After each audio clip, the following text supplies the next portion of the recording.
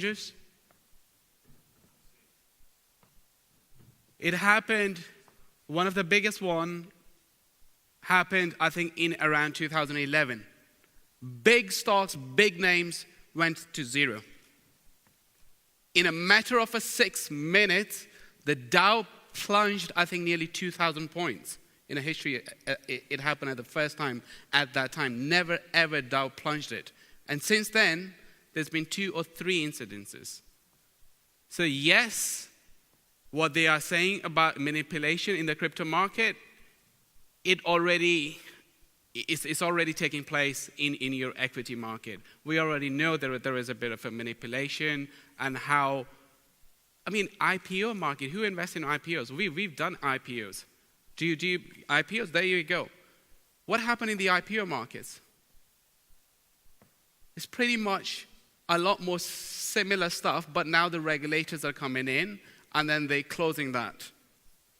But like the other day I was speaking to someone, so we were discussing about the arbitrage fund. He goes, you know what, you are finding a very difficult way to make money. So what we do is we arbitrage, we have a crypto arbitrage fund, just buy one and then sell on the other.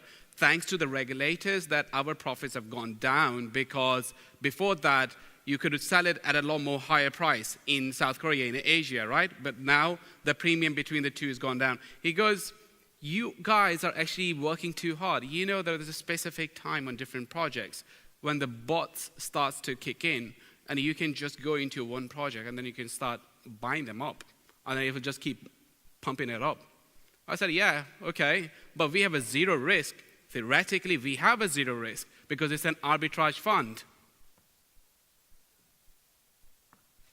So I think that the moral is that yes, it is, but all these tactics that do exist, regulators are clamping them down, and then we're seeing less and less of that. I personally do believe that if you have a good tokenomics model, like how the guys have discussed in the morning, the quantitative and the qualitative analysis of both one, and then you just download one of those spreadsheets. They are all over the internet these days.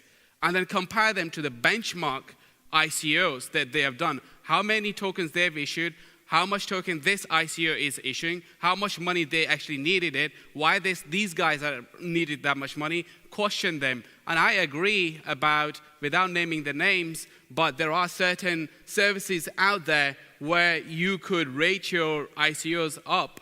But that helps in the community, because if an ICO gets a 4.3 rating on XYZ, the community, which is uneducated, is looking at that. Doesn't matter. They also know that it is, but that's building the hype. And the hype is the problem for me.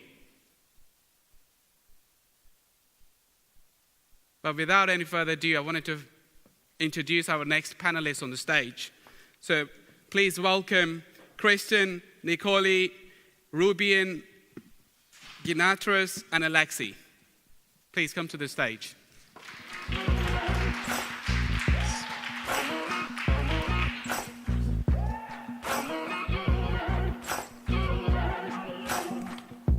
Maybe I'm foolish, maybe I'm blind, thinking I can see through this and see what's behind. Got no way to prove it, so maybe I'm lying. But I'm only human after all. I'm only human after all. Don't put your blame. Thank you for being here and for staying this long and to share your wealth to start with. So please do introduce yourself, your experience, a bit about yourself for the audience. So my name is Christian Ellul. I'm from Malta. I'm a tax lawyer originally, but for the last year we've been focusing in our company on crypto and blockchain advisory, especially ICOs and tokenomics. Thank you. I see a lot of people are shaking heads just because you mentioned Malta. It's a very interesting jurisdiction. Hi, my name is Alexei Varabei. I am the head of Belarusian Blockchain Association and currently working with a working group on the development of blockchain legislation in Belarus. Thank you. My name is Nikolai Markovnik. I'm the general manager of VP Capital Belarus. we are investing in a number of IT projects all over the world, but in particular in Belarus. And I am participating in development of the legislation in Belarus with regard to the crypto regulation.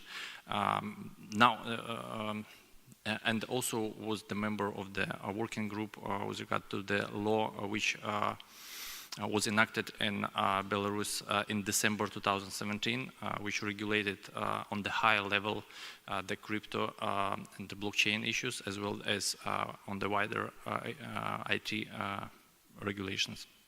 Thank you. Thank you. My name is Reuben, Godfrey, Chairman of the Blockchain Association of Ireland.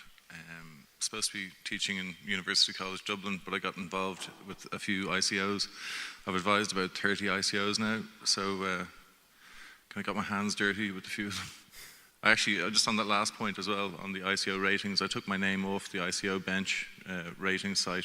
I removed my profile because it's so corrupt.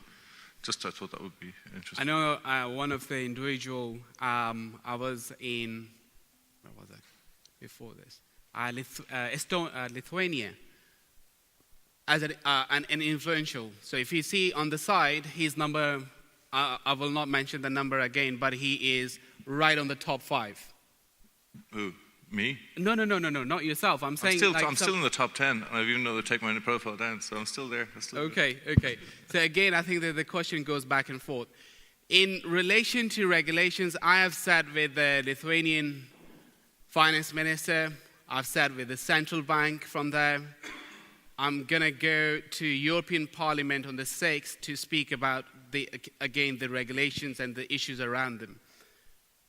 I think Malta, Gibraltar, Singapore, Lithuania, Estonia, they are all really interesting jurisdictions. So why don't we start with Malta in your perspective? What exactly we have and what makes it better in terms of Malta? Like, why is it better? And where exactly the regulations are? If I want to do ICO, why I should go? Exactly. So basically, Malta is a very small country within the European Union. We've always been very proactive.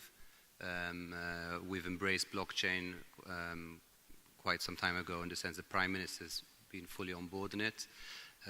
That's why maybe Binance and OKX have decided to move to Malta, which sort of put Malta on the map at some point. People always talk about regulation, and they think because there's no specific regulation on something, then that's fine. And I mean, what we've done in the past through the NS Group ourselves in advising ICOs was obviously structured in a way on the basis there was nothing that stopped you from doing it. But obviously, using self-regulation, as has been mentioned before, so people say, okay, there are laws, theft, misappropriation, fraud, still apply. Just because there's nothing specific to the crypto market doesn't mean you can't just have general things like pumps and dumps and all these things. So people just said, okay, this can be done, it can't be done. You know, these are still things that people can go after you generally. So we structured these things, obviously, with self-regulation, making sure everything was fully on board, fully compliant, KYC in terms of AML and all that. But knowing, fully aware that very recently there were 3 bills passed in Parliament for approval to regulate all these things. So one of the main bills is the Virtual Financial Assets Act, which was actually published yesterday. So the first official drafts can be seen online now. And what this is going to do is basically set a very good legal framework for ICOs and certain licensing conditions for things relating to what are called virtual financial assets. So just to give it give you a bit of a background on it, we've been discussing before. People are saying, okay, utility security. It's not always that easy, you know. If you forget the US point of view that everything is a security automatically, if you look at the conditions behind the token, there are many gray areas. So basically what we're doing here is we have a framework for what are called virtual financial assets. So basically, we've carved out pure utility tokens, which are unidirectional tokens used on a platform, standard pure utility tokens. That's not covered. That is covered by general principles, let's say reward-based crowdfunding, general principles which are not specifically, let's say, regulated. So there's going to be what is called a financial instrument test to determine a much more advanced how is this, let's say, to determine where your token ends up. And basically, you're looking at a carve-out of pure utility tokens, called in the Act now virtual tokens, and on the other extreme end, you're looking at security tokens, which are then regulated by MiFID, and it's basically going to be two kinds of tests. One is an initial test, which says, is this a virtual token, or is this a virtual asset? If it's a virtual token, it's out. And then, okay, is it a virtual asset or is it a financial instrument? And there's another 5 tests to see if you fall within things such as derivatives and all that. So once you know that you're not under MiFID, which is obviously, let's say, full security tokens, and you're not carved out, you fall into the in-betweens. So that's going to be a whole framework which regulates that. So once you know about these virtual assets, then in line with that, anything related to that will become licensable. So there's going to be crypto exchange licenses. So a utility token which is listed will be a virtual financial asset, which means an exchange needs to be licensed. Within all these licenses, there's going to be provisions to combat market abuse, market manipulation, inside trading. So basically, we're replicating what is in the general stock market, putting them into this group. So I think it's quite avant-garde in that we're covering this gray area of tokens that people don't really know where they are. And we're going to sort of regulate that. And once you regulate it, even at the ICO level, there's going to be very good guidelines on how you draft the white paper, what has to be done. But it's not over-regulated in the sense that the idea is that you'd have very clear guidelines. You'd have people like ourselves as agents guiding founders on their ICOs. You would then notify the authorities, and without needing an approval, you give a notification to the regulator. If you hear nothing in 10 days, you're good to go with your ICO. But they then have a list, they have white papers, good guidelines on what has to be in white papers, you know, financial predictions and all that, signed off officially, commitments not to abuse, not even marketing guidelines. So it's going to be a very good, healthy framework, which we think will really put Malta on the map and open up the market. Okay, thank you. The same question goes to you, Reuben. What's happening in Belarus? Because that's, again, a small jurisdiction. A lot can be done. Because Monaco is joining this war. That's what I can tell you. Thank you for this question. Let's have a look at the regulatory issues from the standpoint not of the crypto community, not from the standpoint of investors, but from the standpoint of a state, actually. If you start regulating this unregulated area, it involves a lot of risks for the particular state. And myself being on the point of a meeting of this business interests and the state interests, so I see it like really in vivid colors. So the whole issue of cryptos is not understandable till the very end, and the classification of tokens is not stable, and all the new kinds of assets appear. But at the same time, if you are a state, you have a wide range of issues you need to consider. First, the banking system. There are actually extraterritorial authorities which can reach your banks from like FinCEN, like other like FATF. The next one is like again FATF. So they all the FATF compliant countries, they undergo the monitoring by this authority, and if something is not compliant with the FATF regulations, the country may be listed in the black or gray list of FATF. The next one, the market at the local investors. So with all these issues with ICOs and potential risk of losing all the investments, and particularly in countries which do not have strong investment traditions, where it's like understandable by many people that if you are investing in high risk assets, you should accept this risk that you lose everything.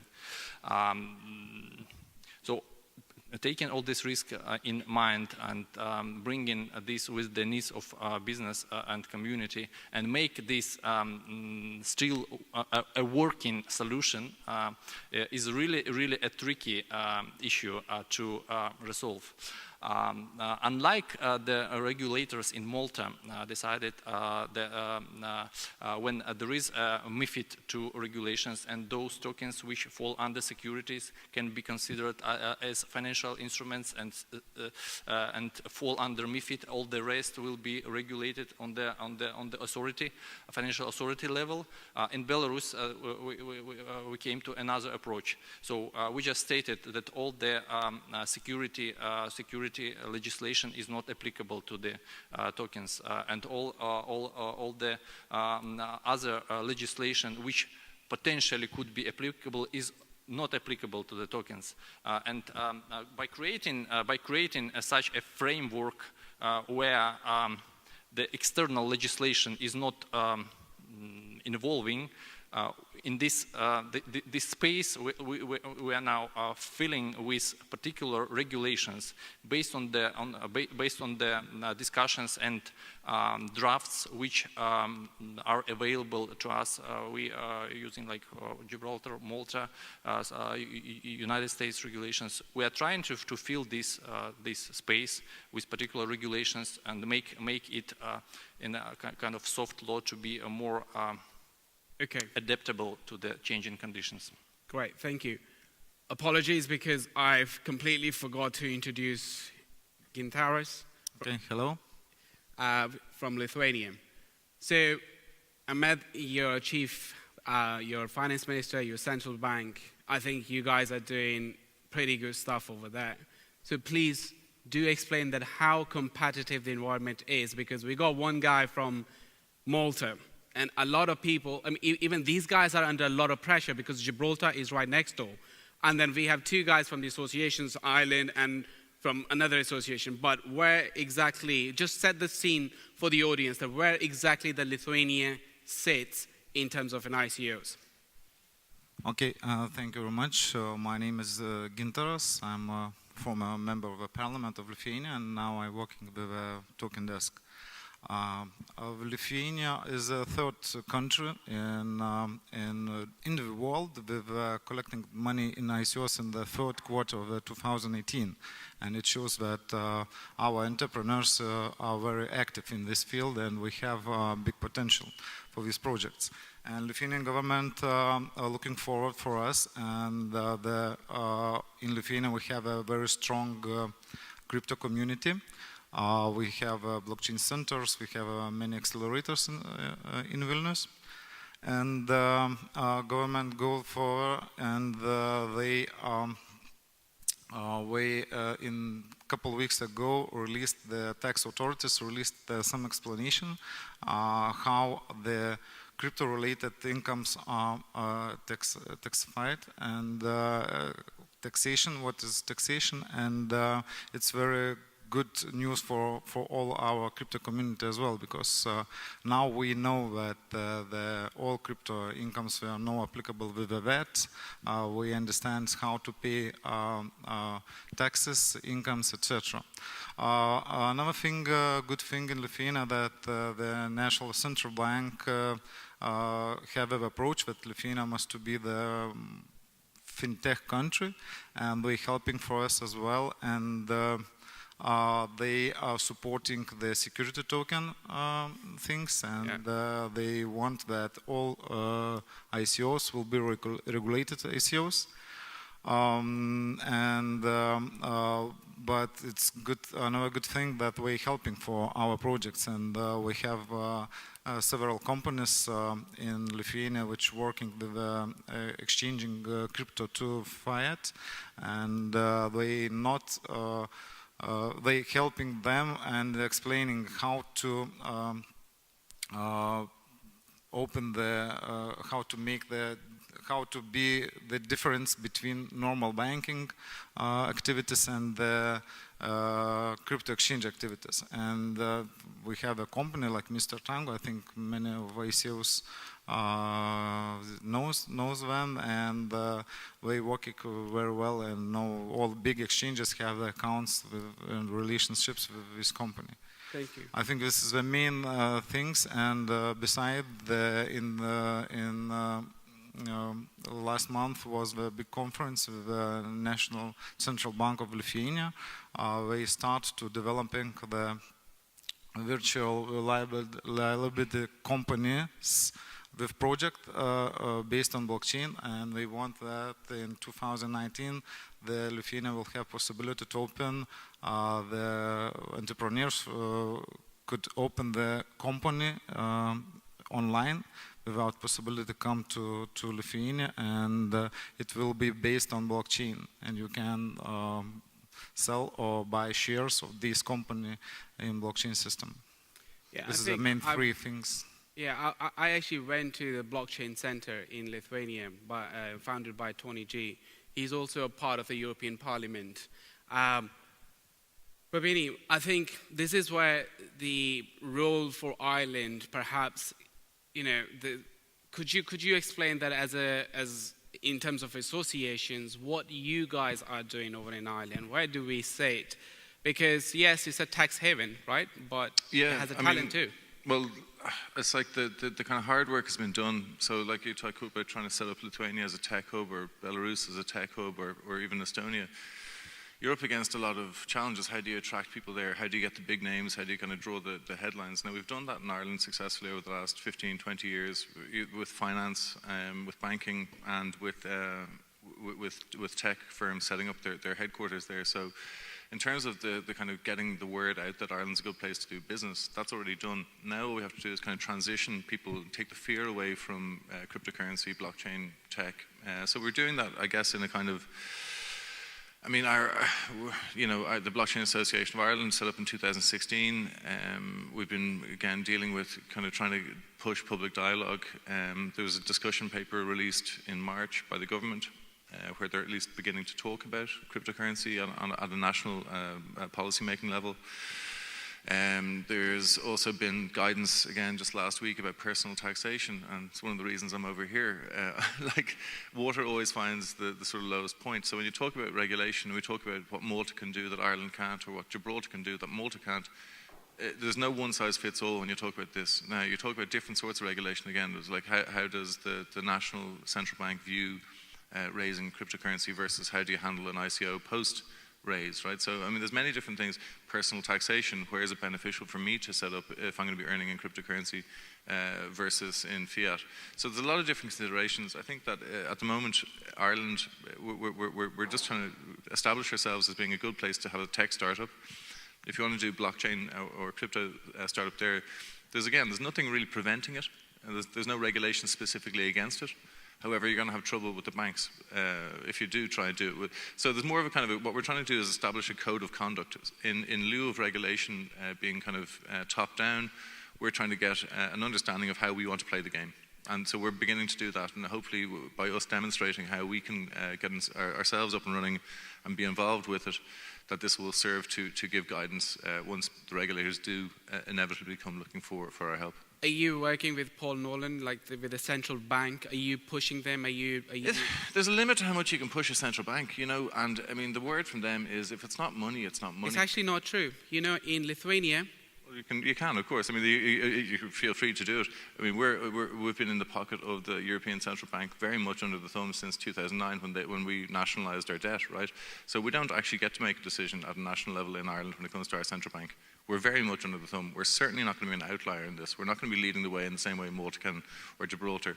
But you will see the smaller states. Ireland is probably the biggest of the small states or the smallest of the big ones. Yeah. So we do have a potential. Now, if you look at the amount of ICOs coming out of Germany, France, or the UK, we're still actually ahead of them in terms of actual raw numbers. Not even just, So it might be quiet compared to other jurisdictions relatively. However, I mean, we're working on sort of relationships with Switzerland. We're working on ways to kind of be a bit more symbiotic there. So there's kind of there's stuff coming down the pipe, and inevitably you're going to find Irish people involved in lots of these big companies that are out there, big successful post-ICO firms. I'd love to see that. Alexei, what about you? Where do you guys sit on this? Well, firstly, I would like just to switch an angle of our conversation, because what I see in various countries of the European Union and the rest of the world is that regulators and especially lawyers, they like to apply old laws to new phenomenon. I'm talking about obviously blockchain technology. Today we discussed a lot various models of tokenomics, and we explained how we can incentivize community to do this, and this, and this. And you know, the technology develops much faster than law can adaptate to it. That is why there are many of researches and publications on the topic that today's law and legal systems, they can hinder the growth and the development of the technology, and that was the main issue for Belarusian legislatures when they decided to adopt this decree on digital economy. That is why the working group on this decree decided to make a radical step, a radical move. They decided to eliminate all legislation that can be applied to blockchain technology. We eliminated securitization legislation, legislation on personal data, legislation on cryptography. We decided to put blockchain projects into high-tech park. That means that they do not pay taxes, zero VAT, zero profit tax, etc., etc., etc. We created a special sandbox for these projects and decided to, okay, we will see what's going to happen next. We allowed project to develop and to make their business models in the way which they like, and they don't have to comply with any limits. The only have you done that with the government, at the government levels, with the government officials? Yeah, sure. I mean, this high-tech park is like, it's a special governmental sandbox, and if you want to get to this sandbox, you have to apply. You should bring your business project, and in this business project, you should indicate specific points which high-tech park announce. They say, okay, you should explain your business model, you should explain who are your key persons, you should explain this, this, and this. Then you apply, and then you can do lots of things. And then after the adoption of the decree, we decided that, okay, there may be some kind of business models that we should regulate just a little bit, because they are still classical models and they use blockchain just to, you know, maybe just to avoid classic legislation. First, I'm talking about classical centralized stock exchanges, like cryptocurrency exchange, we would say. But mostly they are pretty similar to stock exchanges. We decided to impose rules on cryptocurrency exchanges. The same stuff was with the IML regulation, because obviously, as Nikolai mentioned, we have to comply with the world order on IML legislation, and we cannot stay in a vacuum, because you know, we can be switched off the banking system if we can make, like, you know, a laundering machine on the national level. But you know, the rest of the projects that are not connected with the exchange, and they just you know, they attempt to create unique business models, they are free to do it, and that's the main point, and they don't have to comply with securitization legislation. But from my personal perspective, the whole world right now is struggling with, okay, are we compliant with security laws in the United States? Are we compliant with the EU laws on securitization with MiFID and other acts? That's kind of a problem that hinders business activity, because the first thing that entrepreneurs start to think is, do we violate any laws? They don't have any space to make experiments. I just want to, I think that this is probably a good thing, personally. I think that if the US was open market, that things, the rate of change, the rate of acceptance and uptake of cryptocurrency would be dangerously quick, I think, if you were just to open the floodgates. So I think actually it's okay to have a kind of allow people make experiments in the space. And just, I mean, I think if anyone disagrees, please say, but I mean, I think Switzerland has given pretty good guidance on how to assess and how to qualify tokens. Guys, I think you guys, both of you, being as a part of the association, like I'm part of a GBC and BBA, like it is the responsibility, because regulators do not have that much knowledge. They don't understand it. Central banks, they do not understand it. They need outside help.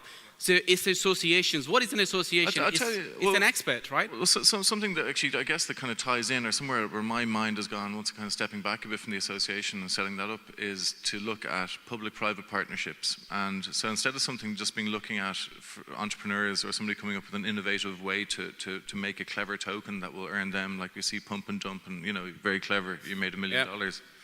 Congratulations. The more socially focused projects that are coming on stream are the ones that are really getting good developers behind and are actually giving guidance to government. If you have a social focus on the back end, like a triple win basically, winner for the investor, winner for the entrepreneur, but a win for society in general.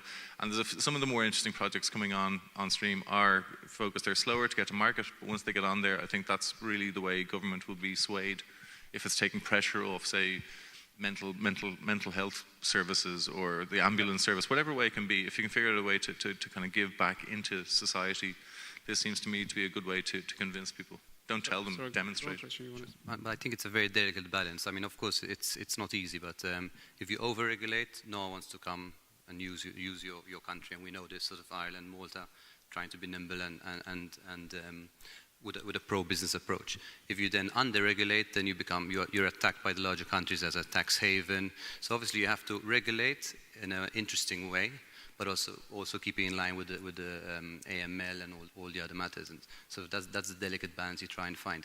Malta has a long history of dealing with sort of high-risk areas like gaming, but managing to have regulation in place with AML procedures and all that. We're also now doing a sandbox approach on Bitcoin for the gaming industry. So I think it's important when you're in the EU to have a regulation which is interesting enough for people within the single market to use Malta, but that it's also adoptable in other countries where they accept it. They accept that license or regulation to a certain extent for passporting and use and all that, because it's useless having a regulation, look at yourself only, and then you try and market a Maltese ICO in another country and they just reject it because you're falling foul. This is a problem you always find with the US so far. So don't touch the US because you're going to be in trouble. Yeah, so, I think US is sitting out there just looking at that, okay, let's just see where it happens. And I have a huge respect for Malta, right? But when I speak to an investor and then say that, okay, look, go to Gibraltar, go to Malta, from an investor's perspective, that's just a little alarming because of the history that we have in terms of that. If you say to them to go to Zug, it's good. Which is interesting in itself. Perception. If you look at how the Swiss economy has been built over secrets and lies over the last 60 years. So, I mean, it's interesting, but I mean, the closer I've worked, or the more I've worked in Switzerland, the more you scratch the surface, the more you realize it's just the same, guys, or whatever, people behind it, making it up as they go along. Switzerland it's just a different sort of way of doing business, but it's no less clear. It's absolutely opaque. But what you cannot deny is that Switzerland has put rules or guidelines or what that people have just been keep saying. Again, the SEC or CFTC, all these guys. It's as much of a kind of code of conduct, and this is what I was kind of getting back to, is that it's not self-regulating. You have each canton in Switzerland kind of competing to be the most sort of conducive and very little sort of central guidance. And it is kind of like a code of conduct, like let's all agree to do, and let's not kind of go too far outside of the parameters that we're kind of loosely setting out. But I mean, there is no special guidance, and each case is taken one at a time. Even in Zug, even with the Swiss regulators, they're looking. They have the bandwidth, and they've freed up the capital and the human capital to actually look at each case one at a time. And they're not just kind of templating everything. It's not just kind of tick boxes and you can get in. But Gintaras, what about you? Well, I mean, like, you guys have done an exceptional job. I know that for sure, right? Because you are on the verge of getting to the security tokens. From my perspective of view, it's not very important, and I don't believe that all countries in the world make one regulation for the ICOs. Every ICO which want to start and want to choose the country where to establish the company, it must understand that you must understand what taxation will be, in this country. If you're collecting, $10 million, and you must understand it will be how you must pay the taxes. And if you open company in Lithuania, if you make your token security token, and if you receive some adoption from a Lithuanian central bank. In America, in USA, it will be, you cannot sell tokens in USA, you cannot sell tokens in Germany. If you receive the permission from a Lithuanian central bank, you can sell only in Lithuanian market. And this is the main problem in the world, and I don't believe that every country in the world make the one decision about the tokens. From our perspective, what the problem was for our entrepreneurs, ICOs, that we understand how we can exchange our cryptocurrency to fiat and what is taxation will be, because if you must to pay 21% of the VAT, it's a big amount of the sum. If I receive the tokens, it will be my profit on taxation, or it will be my incomes, or it will be my future incomes for some kind of a product in utility case. And we are in 2 weeks ago, the Lithuanian Taxation Services with Financial Ministry make a special document, and now we understand how we must pay our taxes. I think it's a very big step forward, and we all crypto community understands. In this document there are all explanations about mining incomes, about incomes from the trading, etc. We're glad to hear from our government this kind of document. And if we're talking about Lithuanian bank, we understand that government must regulate it, and you can regulate only security tokens. And now we have regulating in all Europe. They are very different.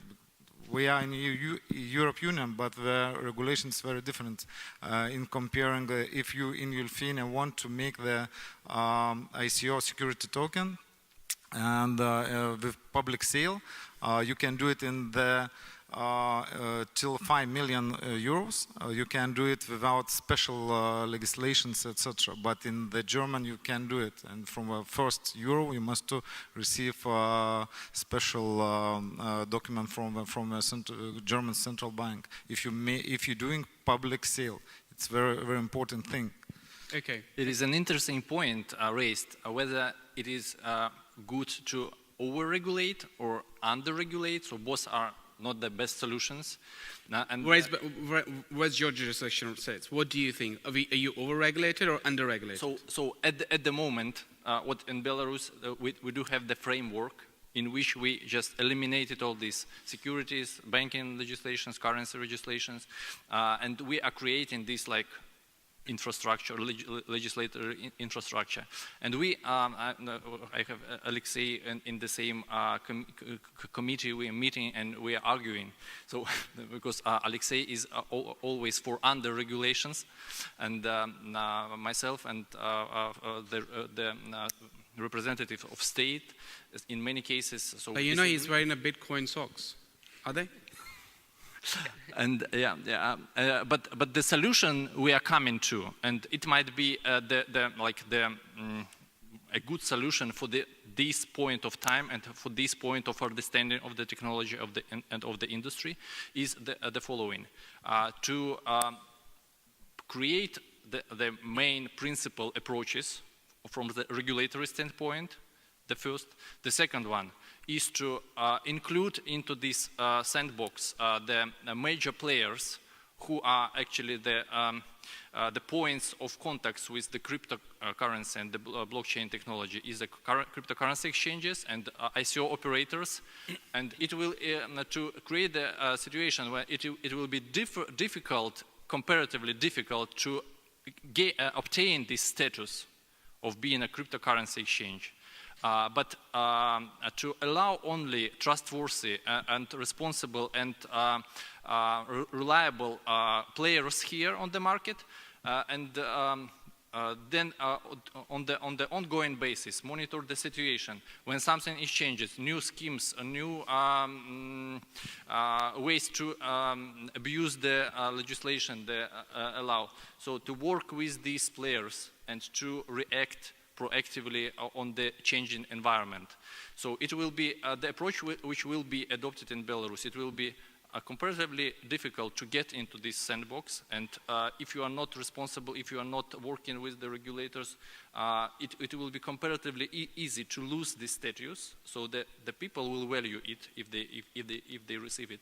And only by this approach it might be workable, and it might be trustworthy, and it might be good for the working. I think it's worth mentioning, it was a similar conversation a few months ago in Switzerland actually, and it was different. There was somebody from Kazakhstan and the Netherlands. I think if you look around the world at places or geos that are talked about as being hotspots for blockchain and crypto, they're the ones that are actually talking about regulation. So even talking about regulation, even getting it into public dialogue is enough to get focus on from the rest of the world that's looking. I mean, to be seen to be talking about it in government is a huge step towards acceptance, at least in some form. So I think for me, my observation has been any sort of regulation, it takes the fear out of the market. You know, so a stable market's a far more enjoyable place to start up a business or to do business than one that's got unsure, whether it's any unsurety. So either it's regulating for or against. If you know the lay of the land, you can actually make it work within that. I think that's worth mentioning. I really wanted to keep a big chunk open for the audience where they have an opportunity to ask their questions for sure. But before we jump to it, I just wanted to ask you why I should go to Malta and not Gibraltar. Well, we are within the European Union as a start, and I think we have really been proactive. Just to I have an exchange. I have an exchange, for example, right? GBX is already sitting in Gibraltar. Yeah, you have two exchanges there. Okay. But where are you marketing your ICO? Europe. That's it. So when we say we have regulations, we're filling in a void because, okay, we are in Europe. We all European member states have to abide by the directives and regulations. So just because you say, okay, you can have a security token, a public offering for something which gives you security rights in an entity is regulated already by MiFID. So we're not inventing the game here. These are already there. People maybe don't realize, but these directives do apply. So obviously, if you have a framework that satisfies that, then you're opening up the possibility for other countries to accept that, and therefore your target investor market within the European Union at least is seeing something which is more likely to be acceptable than in maybe, not to criticize Gibraltar, other countries. So I think that's the difference.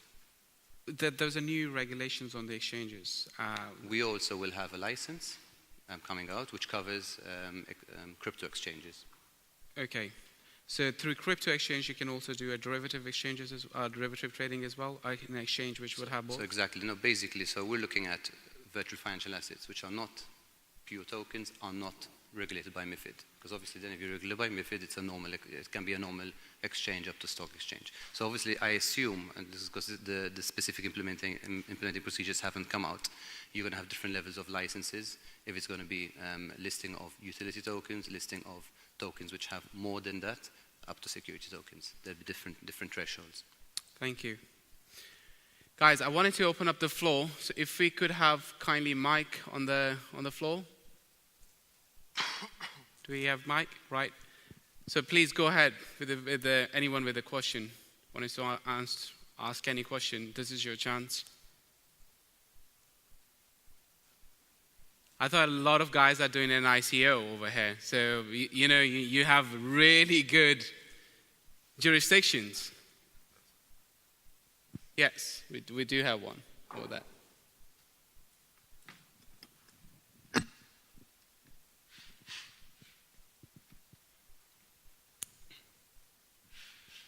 Hi, my name is Uldis. I'm from Latvia, actually residing in Estonia. And Latvia wasn't mentioned today. Always Lithuania and Estonia. Latvia is in the middle and doing something as well. I'm using this opportunity just to fill in the silence and also say that, like, next week, for example, Central Bank is organizing a seminar exactly discussing the definition of virtual assets and how it's supposed to be reflected in legislation, so all the European countries are working on it probably. And my question is therefore, probably Malta has actually achieved something, passed through the law or the act.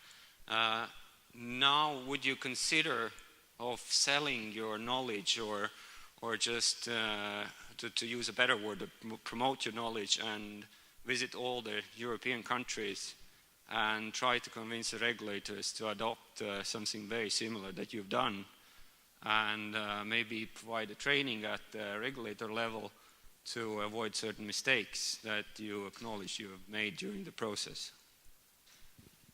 I mean, obviously the bill is public, so obviously it can be seen by the regulators, but I also know at the level of associations like the Malta Blockchain Association, DID, ACB, where we're also involved, there's a lot of exchange of information between everyone, discussing ways of trying to reach maybe a common level of, let's say, regulation or adaptability and acceptance.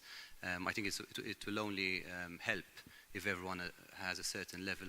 It will open up the market for acceptance, which will in turn create a larger sort of crypto market, which is more mainstream. So by all means, we'll happily discuss, fellow practitioners will happily discuss with regulators abroad to see how this can be done. For sure, this bill will become law, and I'm sure there'll be amendments eventually improving, because obviously being the first maybe in this regard, there are never going to be perfect scenarios. There have been circulation of discussion drafts where the industry has commented, but I also know foreign practitioners have also commented, because they can also promote it across the EU. So by all means, we're young, we're always open to assisting other countries, and we hope that we're not the only one. But as my Irish counterpart mentioned, there are so many elements. So we will set, let's say, a regulatory framework. Then you have to see the tax implications. Do they make sense? Is Malta or another country good for an ICO, but also good to develop the platform after, or is it another country? So there are a lot of different parts of the jigsaw that can fit together. So I think we have a good package. By all means, I'm sure on individual aspects, some other countries are better or not. So I think it's a mix and match.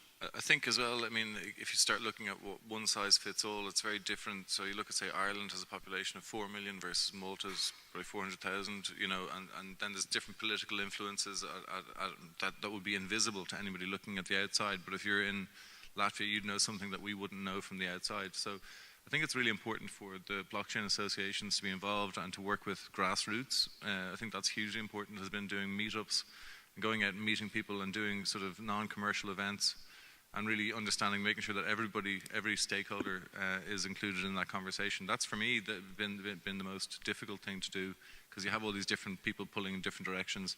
So you have the Ethereum versus the Ripple, you know, all these different Hyperledger pulling in different directions, and then you have to kind of look, we're all in this sort of thing together. So I think a lot of it's down to individual regional efforts. But again, I'd say anything. I think I'm sure all of us up here would share that. Would share anything we can. It's all fairly open source.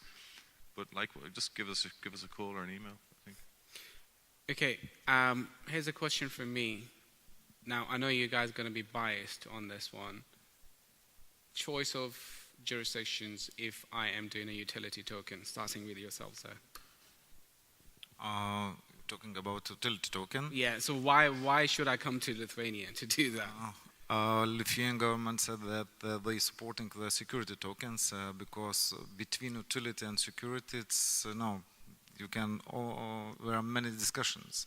What is utility, what is security token, and but if you receive some permission from Lithuania central bank in Lithuania that your utility token is okay, the advantages is that the clearance about taxation, as I said, because it's important when you receive your funds, you understand how you must to.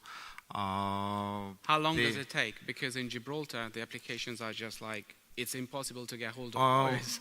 Lithuanian bank, if we talked about, we always, when starting the new projects in Lithuania, we always asking the Lithuanian bank which providing some kind of opinion about your white paper. And it took about 1 month. to prepare white paper to send to Lithuanian Central Bank and to receive some answers. It's okay, it's utility or security token. If you want to receive some kind of a license like EMI license or P2P license, it could take about 6 months, but with this license you can, 2 weeks ago we have new project in Lithuania, and it will be some kind of token exchange platform which will work with P2P license. Which will issued by a central bank, and central bank authority said that this license to receive this kind of a license, it's enough to work properly, and we hope that we don't need some kind of a special regulation for the exchanges or other things.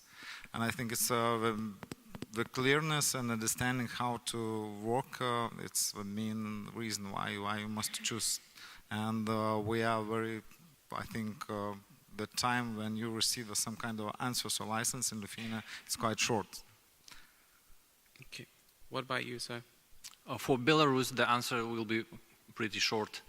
We're not the EU member actually, but we offer the zero taxation until 2023.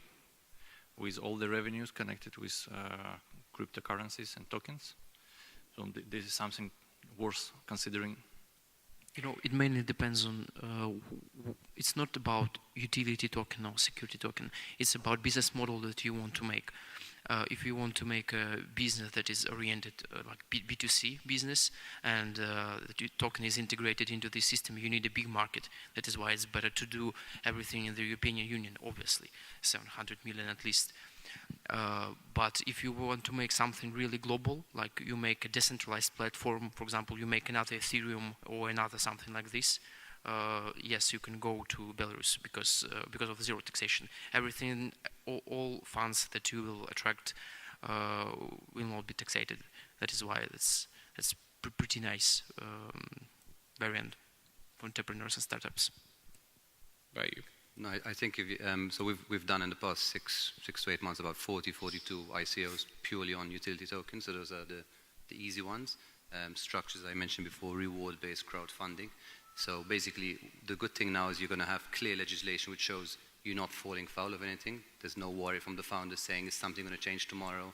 It's going to ruin my whole ICO. So you have that clarity. At the same time, you know, if it's structured in one manner, you know the taxation is quite clear as well. It's a prepayment generally for a future service. There should not be any tax on the raise. It's a tax on the eventual use of the token on the platform. And then Malta has quite an effective way of taxation. You're going from 35% tax with refunds of tax pushing you down to 5%. Banks now will also become more crypto friendly once the law passes, and as long as you're doing full KYC, which we always suggest, whatever kind of ICO you're doing, full KYC on all contributors, then you're going to also be able to accept fiat with certain banks. So I think the limitations are simply the limitations of persons like ourselves, how long it takes to structure it. And within a month, you can structure all the legal documentation, set up the company, apply for a bank account, and with an overlap of while you maybe in private placement, you're working on the documents. So within a month, obviously subject to the technical parts, depending how complex the platform is and all that. I think within a month you can do your ICO and go live. Great. Reuben, what's your choice? Switzerland. Yeah. Where would I go? Yeah, for sure. Bank through Liechtenstein, and then set up onshore back in Ireland for taxation. Low corporation tax and good business. But earlier you did say that Switzerland has the problems of other things. No, I didn't. I said it's still the best place to do it. I said it does have that kind of that sheen or that sort of like that sort of stamp of it's Switzerland. It must be fine. But it's expensive. That's why it's saying it's expensive. It absolutely is, and it's like if it goes through their mill that they put. And if you get up in front of their regulators and they approve it. It does have these stamps of approval, and they are the most self-regulating, but it's not regulation coming from like the man in the sky. It's just people who are figuring it out as they go along. They just have always had this adaptability and taking on new financial projects or financial products. Actually, interestingly enough, I mentioned earlier on about sort of symbiosis between Ireland and Switzerland.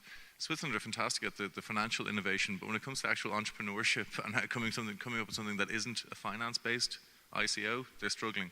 So this is where doing business in Switzerland can be very, very fruitful. If you are setting up, if you have an innovative product, go there. You'll get these. There is an interest. There's an appetite there for new ideas because they're running out of this. They're just too focused on making money from money. You know, so it's there's good opportunities there. And Liechtenstein's a nice little backdoor back into Europe. Yeah. And how long does it take? Because we got 1 month. Look, I don't know. I mean, I don't know. I mean, again, how much money do you have? You know, so Switzerland. Okay. Look, we'll have to wrap up over here unless any of you guys wanted to ask any questions. Where we go? I do have one. What are the regulations about borders, on, especially when transactioning the assets? Because it's a digital asset on a distributed ledger, and I can easily take this asset outside of the country. What are the regulations on these transactions outside the borders, and especially for non-European or international citizens? I'm especially from markets that are very high regulated because of the high amounts of frauds, especially for, let's say I'm from Brazil, and it's very high regulated, and if you can... You're asking about what's the regulation around taking money across borders, and it's still all up in the air. Nobody knows. Like there is no universal regulation on that. So while there's no universal regulation or there's no unified regulation, then it'll be at the lowest point. Or at least you need to comply with AML. Yeah, just keep moving. You'll be fine. And what we've done is that basically there are incentives to move people to Malta. Let's say blockchain developers. There are incentives if you employ in Malta and bring persons outside of Malta to Malta and that. And now also the tech part, the smart contract will be regulated in the sense there'll be a license where companies that do that can get approved by the regulator, and then internally they'll have audit systems on their security and all that, on their smart contracts and all that. So this is more techie, but this is all in the pipeline, part of the implementing procedures of the law. So even that gives another level of security. Excuse the pun, and no pun intended on security, but a level of safety to people saying, okay, that ICO was done through Malta by technical persons who have been also approved and audited. So there's going to be a system where all workers in the industry can, on basis of their accreditations and their qualifications, be, let's say, approved and let's call it licensed by an authority.